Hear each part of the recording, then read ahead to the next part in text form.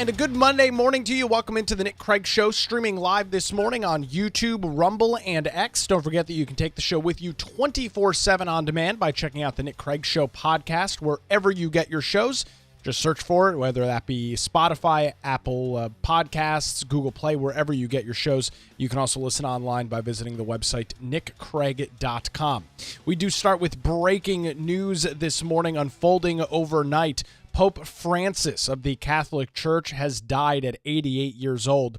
This comes after a nearly 5-week battle in the hospital earlier this year, as he struggled with some serious health issues, double pneumonia. He had part of his lung removed when he was much younger, was struggling, made it out of the hospital a couple of weeks ago, addressed a Sunday Mass yesterday in Vatican City, and has passed away. It happened just a couple of hours ago, I think around the right around the 4:30-ish a.m. hour here on the East Coast, as Pope Francis, 88 years old, he was the Pope for 12 years, has passed away. We've got a lot of coverage and reaction this morning coming up from that. We do have a live look at Vatican City this morning, as individuals are making their way around that area, and some very big questions going forward for the Catholic Church to make, as Pope Francis, as he was arguably, and I don't think there's much argument, but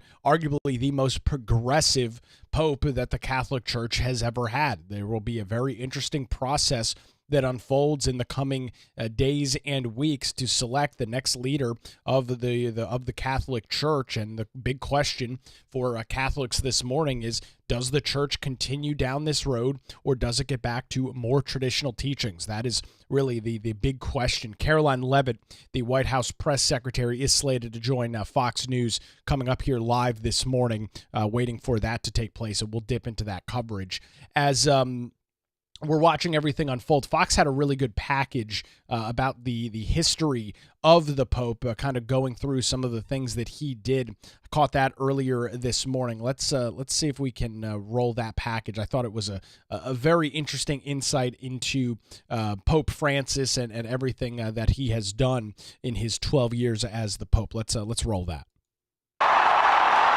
When the white smoke filled the air over the Vatican in March of 2013, it signaled Pope Francis had been elected to lead the Catholic Church. And almost from that moment, he signaled changes were coming. The first pontiff from Latin America, the first Jesuit, the first to call himself Francis, would be just a few of the new beginnings. Born Jorge Bergoglio in Buenos Aires on December 17, 1936, to Italian immigrant parents, he was the oldest of 5. The future Pope's father, Mario, worked for the railway, and his mother, Regina Savori, stayed at home. As a student, he had a variety of jobs, including working as a bouncer in a bar. In 1958, Bergoglio entered the Society of Jesus, the Jesuits.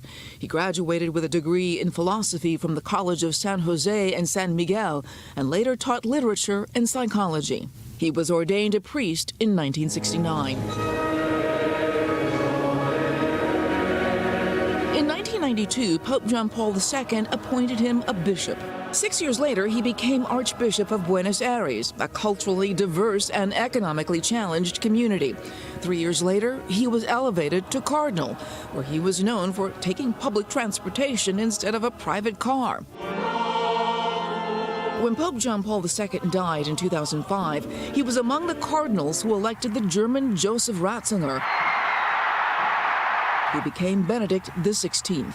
8 years later, the unthinkable. Benedict became the first pope in nearly 600 years to resign, sending shockwaves throughout not just Catholicism, but all around the world. For Benedict's successor, the cardinals chose the 76-year-old Bergoglio. It was a surprise to most, but not his fellow cardinals. We spoke about him often because he was widely known and respected. Always setting the example of his own philosophy that servants of the church should be humble and lead simpler lives. He paid his own bill at the hotel where he stayed during the conclave and turned down the palatial papal quarters in favor of a more modest residence at the Vatican. He also began speaking frankly about modern issues, famously saying, "Who am I to judge?" when asked about the sexual orientation of priests. During Holy Week ceremonies, he shocked traditionalists by washing the feet of women and non-Catholics. For his first international trip, the Holy Father traveled to his native continent, South America, visiting Brazil, the world's most Catholic country, for World Youth Day. Celebrating Mass before 3 million people on Rio de Janeiro's famed Copacabana beach. Passionate about the environment, his signature encyclical Laudato Si outlined how global warming hurts the less fortunate around the world. He took a pilgrimage to North America, first stopping in Cuba, saying Mass to thousands. At the home of the brave.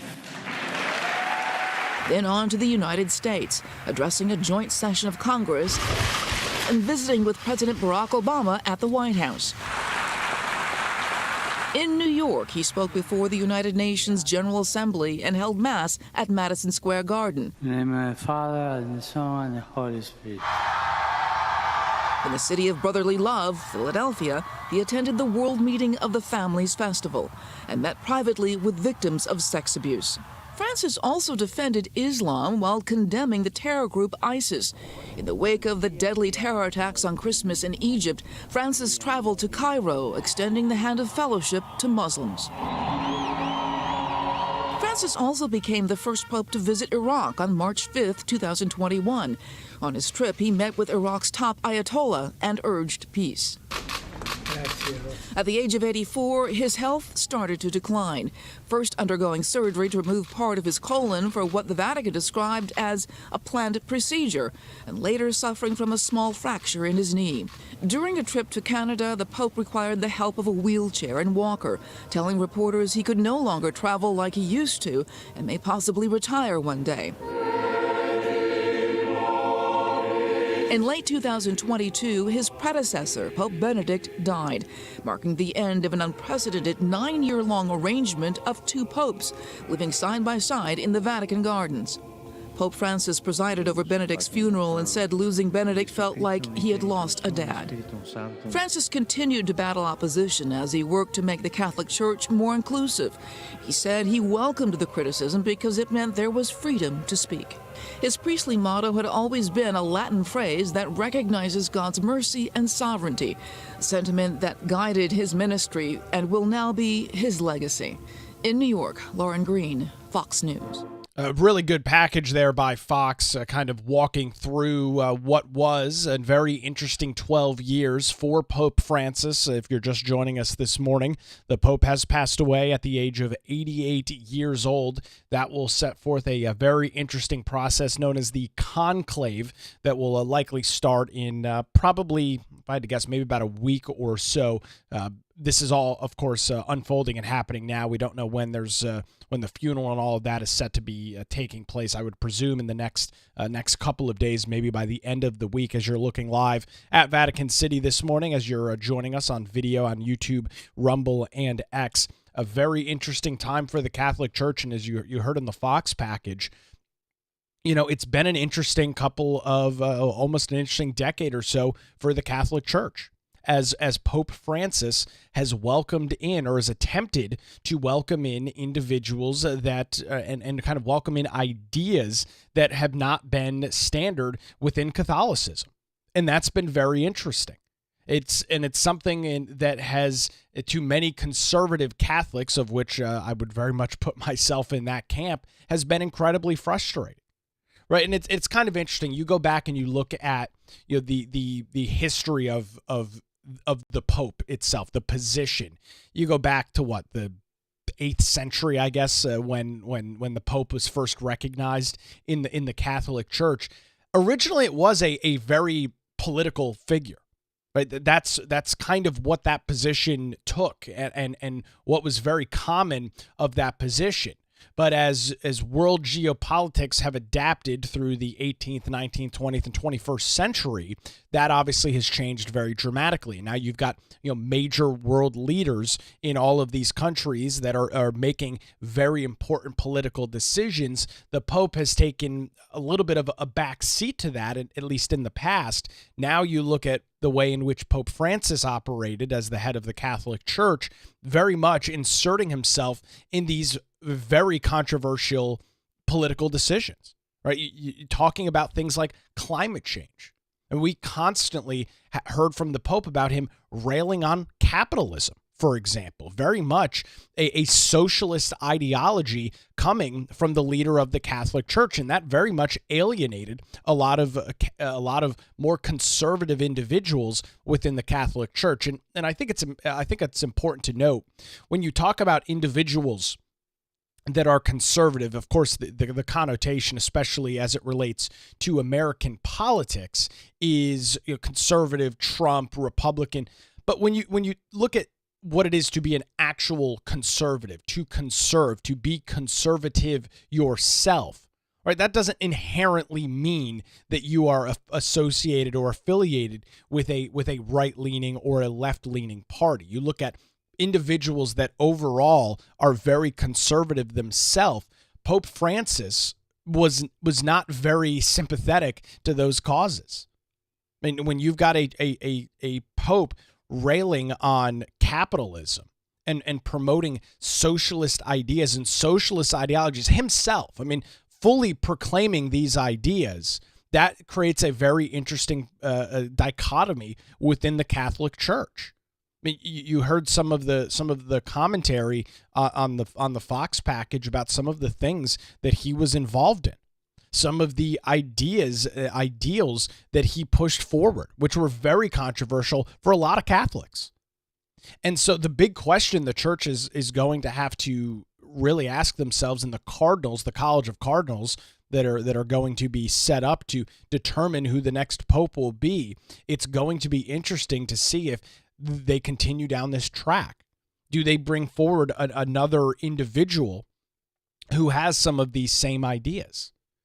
Do they bring forward somebody else who proclaims some of these same ideas, some of these same ideologies in the Catholic Church? Or does the Catholic Church go back to focusing on more biblical teachings?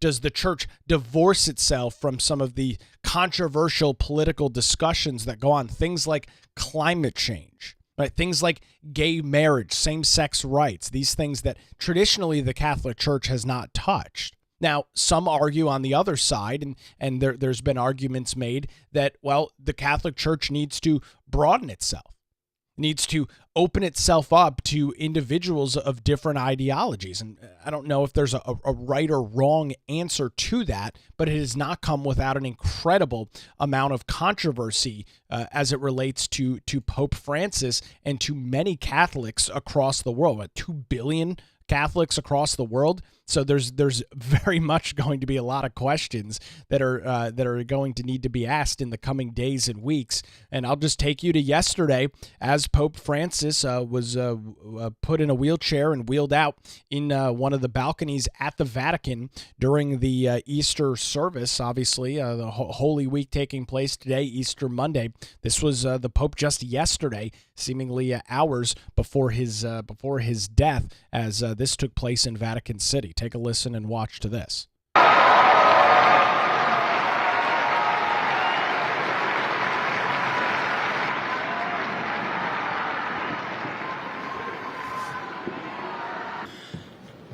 Cari fratelli e sorelle, buona Pasqua.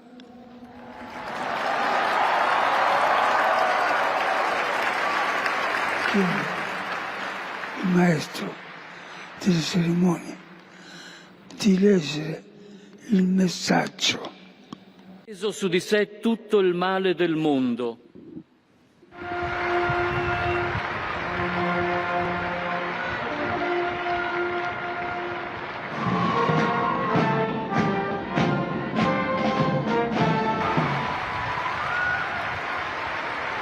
This was all just yesterday, waking up and hearing the news this morning that the Pope has passed away at the age of 88 years old. Rather shocking, as you could hear in his voice and you could see in the video for those watching on the video version.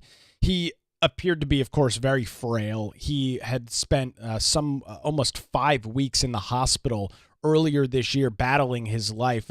Multiple times it appeared that he was not going to survive what was double pneumonia. At one part, he was able to rally, was released from the hospital back just a couple of weeks ago, was told to isolate himself. He did not heed that advice, did not heed that warning from medical professionals inside Vatican City. Vice President J.D. Vance posting this, who just met with the Pope yesterday, saying, quote, "I just learned of the passing of Pope Francis. My heart goes out to the millions of Christians all over the world who loved him. I was happy to see him yesterday, though he was obviously very ill. But I'll always remember him for the below homily he gave in the very early days of COVID. It was really quite beautiful. May God rest his soul." The White House also commenting on this early this morning as well, posting a picture of J.D. Vance meeting with Pope Francis yesterday, shaking his hand. Another photo of President Donald Trump, First Lady Melania Trump meeting with Pope Francis. I'm not exactly sure what year or when exactly this picture took place. I don't know if that was maybe during his 2015 visit. Not exactly sure when that took place, but you could see the president depicted there with the J.D. Vance and the First Lady. So obviously reaction continuing to come in this morning as this big breaking news has happened, and just kind of going through some of the other details that we are tracking this morning. I've got this was the announcement as it was made in Vatican City about, I guess this would be about 2.5 or so hours ago. This was the reaction and the announcement of Pope Francis's passing. Carissimi fratelli et sorelle. Dear brothers and sisters, with deep sorrow I must announce the death of our Holy Father Francis. At 7:35 this morning, the Bishop of Rome, Francis, returned to the house of the Father. His entire life was dedicated to the service of the Lord and his Church. He taught us to live the values of the gospel with fidelity, courage, and universal love, especially toward the poorest and most marginalized. With immense gratitude for his example as a true disciple of the Lord Jesus, we commend the soul of Pope Francis to the infinite merciful love of the triune God. And there was Carissimi fratelli et sorelle. There's the reaction earlier this morning at 7:30 local time in Vatican City, where this took place, right around 4:30 a.m. on the East Coast when this announcement came out. So going to be a couple of interesting weeks as we watch this. So this is kind of how the process is going to go down. It's a rather interesting one. It's called the conclave. That's the Vatican's process for choosing a new pope. It hasn't happened in almost 13 years, so it's not something that happens obviously very often, but the next pope will be chosen by the College of the Cardinals, the Catholic Church's most senior figures, which have been appointed by the Pope himself, who will make their way to Rome over the next couple of days for the conclave. The name comes from the Latin conclave, meaning with key, indicating the closed process of electing a pope. There are more than 220 cardinals from more than 70 countries within the Catholic Church, but only about 120 cardinals are electors. Those over the age of 80 are excluded from the process in voting on a pope. 2/3 of the cardinal electors have been chosen by Francis in the past 10 years and largely reflect his vision of a more inclusive church. So that's setting up the battle for really the battle within the Catholic Church of continuing with this message of, as it's described in many articles, as inclusivity, but as many Catholics find it to be very antithetical to many of the Catholic teachings. Once the cardinals are assembled in Rome, usually 15 to 20 days after the Pope's death, they gather under Michelangelo's magnificent painted ceiling in the Sistine Chapel and begin their deliberations. After everything is declared and all of the speeches, I believe every one of the cardinals has an opportunity. All 120 of them will have the opportunity to speak and give their thoughts, give their opinions on what the next, who the next pope should be, what some of the ideals, the ideologies, the agenda for the next pope will be. Voting will begin, and it does need to be a 2/3 vote. The cardinals will swear an oath of absolute secrecy and are permitted no contact with the outside world for the duration of the election process. Their phones are removed. No newspapers, televisions, letters, or messages are allowed.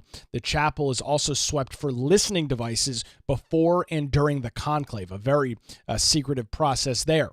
The cardinals sleep and eat in a purpose-built hostel, which is known as St. Martha's House, near the Sistine Chapel, where Pope Francis has lived for the past 12 years. The conclave begins with a celebration of Mass, after which deliberations and voting begin. Votes are taken each day, morning and afternoon, until a candidate wins that 2/3 majority. There is a day's break for prayer and reflection after every 7 ballots. If there is no conclusion result after 30 ballots, a candidate will be elected by a simple majority. The longest papal conclave in recent history was back in 1922, when the cardinals took 5 days to choose their new leader. Any baptized male can be elected as pope, although a serving cardinal is inevitably chosen. Each elector is given a ballot card with the words "Elego in Sudum," which is "I elect the pontiff," printed on top. They insert the name of their choice, fold the card, and drop it into a ballot box. The ballot is secret, but that does not mean that the process is immune from all of the lobbying. And at the end of the day, it's an election. Right? We spend a lot of time talking about elections as it relates to American and world politics. This is not a completely divorced process. It's relatively similar to what we discuss in many discussions here on the show. After each round of voting, the ballot cards are burned. Chemicals are added to make the smoke black or white. Black smoke emerging from the 60-foot chimney indicates an inconclusive ballot. White smoke announces to the world that a new pope has been elected. The successful candidate winning that 2/3 majority is asked if he accepts the election, and if so, which name he chooses to take as pontiff. The cardinals pledge obedience to the new pope, who is led into the adjacent room of tears to be dressed in a white outfit with a skull cap and red slippers. 3 sets of vestments in different sizes will have been made by Vatican tailors in advance. The Dean of the Cardinals steps into the main balcony of St. Peter's Basilica, in front of which thousands of Catholic devotees and tourists will be gathered, and will declare that, quote, "I announce to you with great joy, we have a pope." So that is going to be the process that unfolds. Kind of reading this article from The Guardian this morning, seems like 15 to 20 days after the Pope's death. So that will put us, probably in the second week or so, second week of May, when this process will begin, and it'll be an interesting one to track and follow, as major decisions for the Catholic Church will be outstanding. As I was mentioning earlier, some of the movements, some of the pushes that have been made by Pope Francis have not been popular within the Catholic Church. Have many Catholics and many individuals on the more conservative side of the political aisle find themselves very frustrated with some of the movement within the Catholic Church. And we are in an age of hyper politicization, right? Everywhere, all over the place. You literally cannot escape it. It is in every facet of your life. It's in movies, it's in television shows, it's in video games, it's in every facet of life.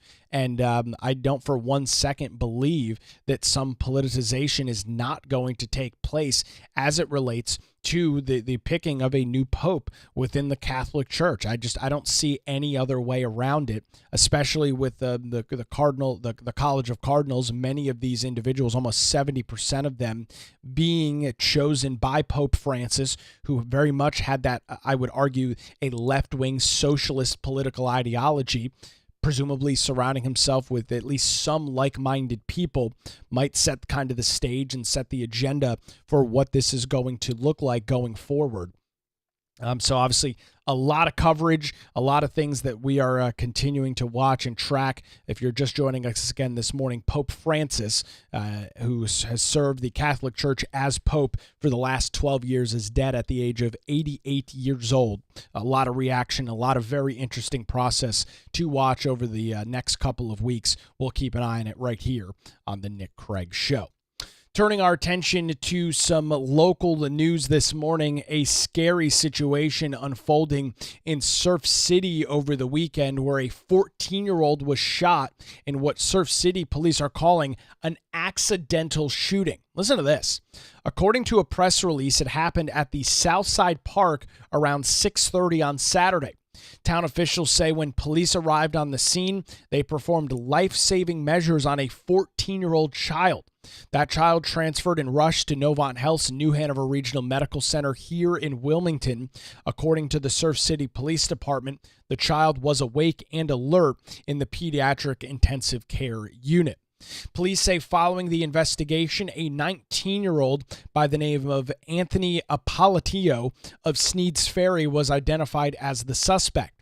He has been charged with the following: assault with a deadly weapon, inflicting serious injury, underage possession of alcohol, and underage consumption of alcohol. Neighbors in the area say they were shocked that something like this would happen. The 19-year-old is currently being held at the Pender County Detention Center under a secure bond of $25,000. Not exactly sure. They say in the press release notes that it's an accidental shooting.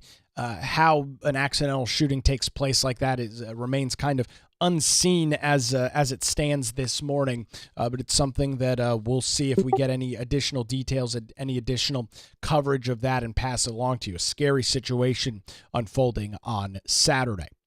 In some other local news this morning, the Cape Fear Public Utility Authority, CFPUA, has filed a former objection to Comores' motion to seal documents in a lawsuit involving water polluted by Gen X.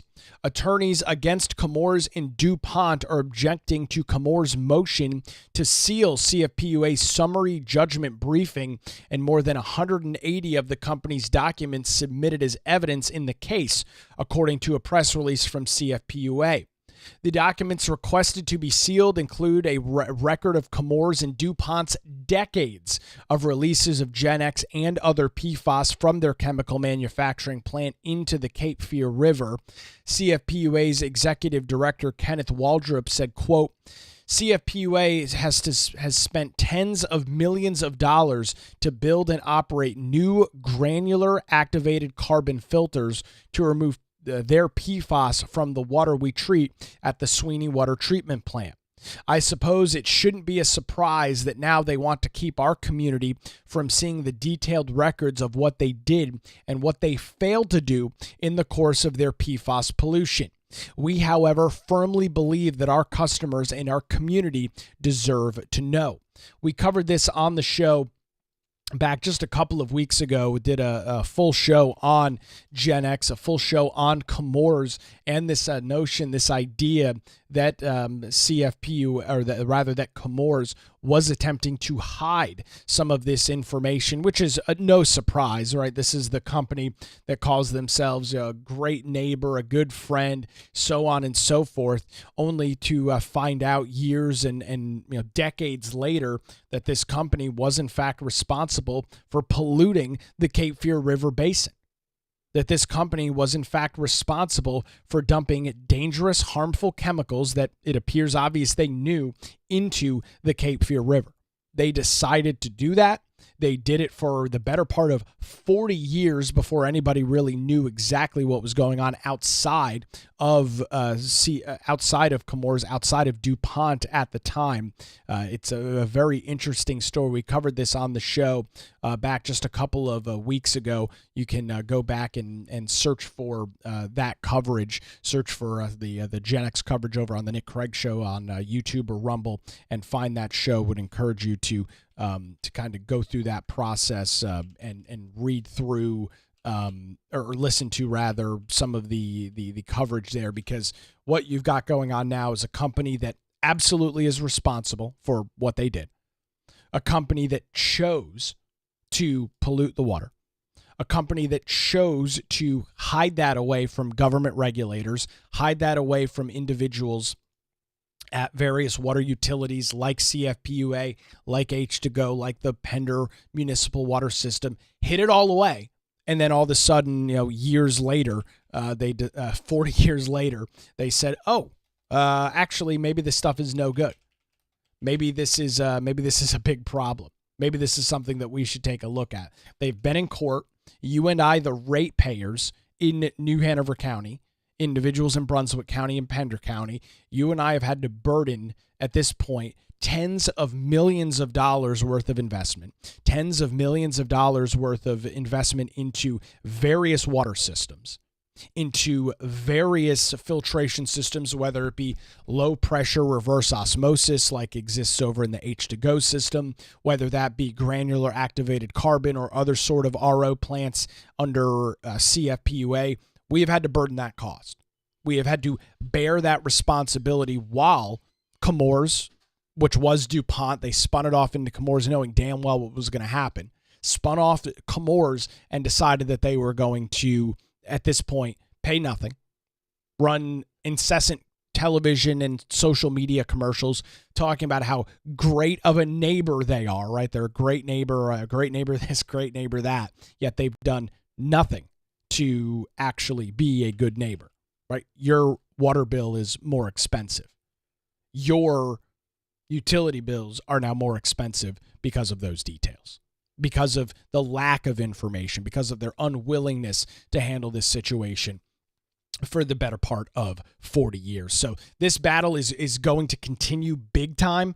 This has been a lengthy legal battle. It's been over 5 years now that this has gone on. This battle will continue, and it's going to be very interesting eventually what happens, right? Because there will be a big settlement.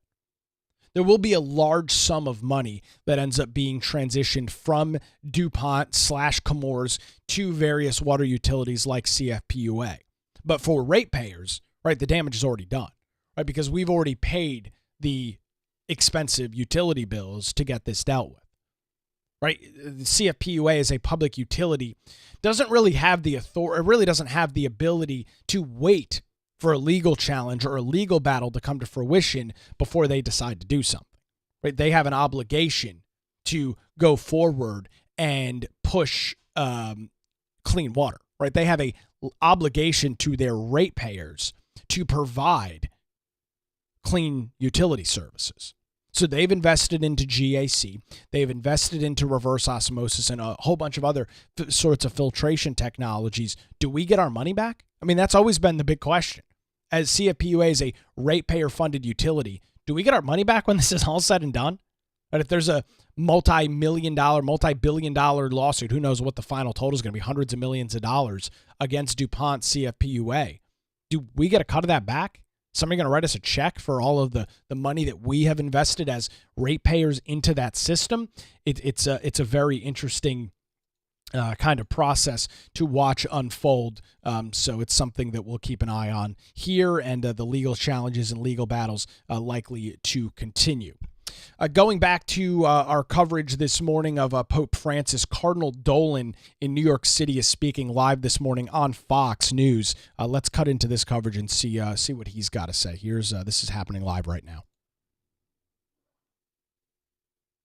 Eternal soul, you bet we do. He'd want us to. He was such an eloquent preacher of divine mercy.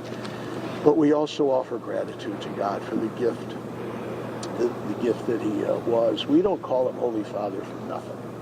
He's the father of our family. and there's a death in the family, and we're saddened.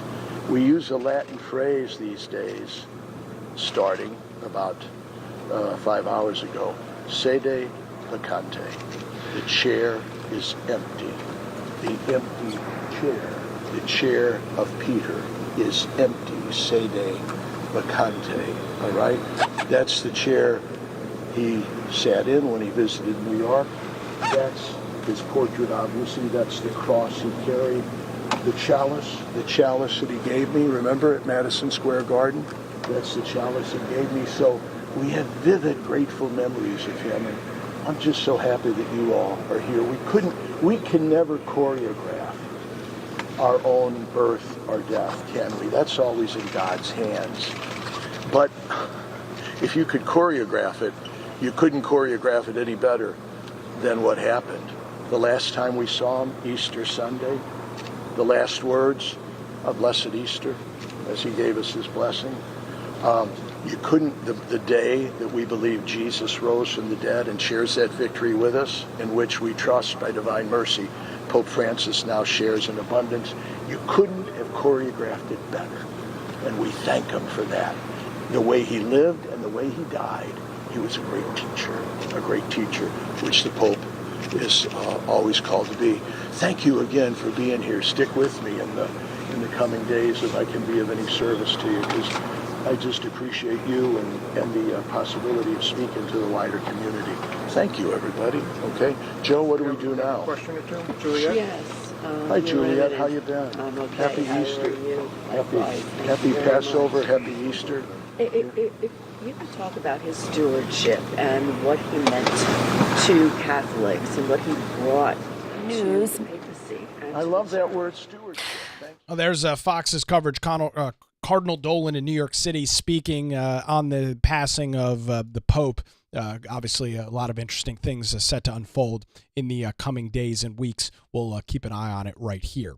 Well, that's going to do it for a shorter Monday edition. Hopefully you enjoyed your Easter weekend of the Nick Craig Show. We've got a busy week coming up. Budgets taking place across the state of North Carolina, Wilmington, New Hanover County. We'll dive into some of those budget conversations this week with some of our local elected officials. Hopefully you'll stay tuned for that. Don't forget that you can support the show over on patreon.com/Nick Craig. Thanks for joining us live this Monday morning on YouTube, Rumble, and X, and 24/7 wherever you get your podcasts.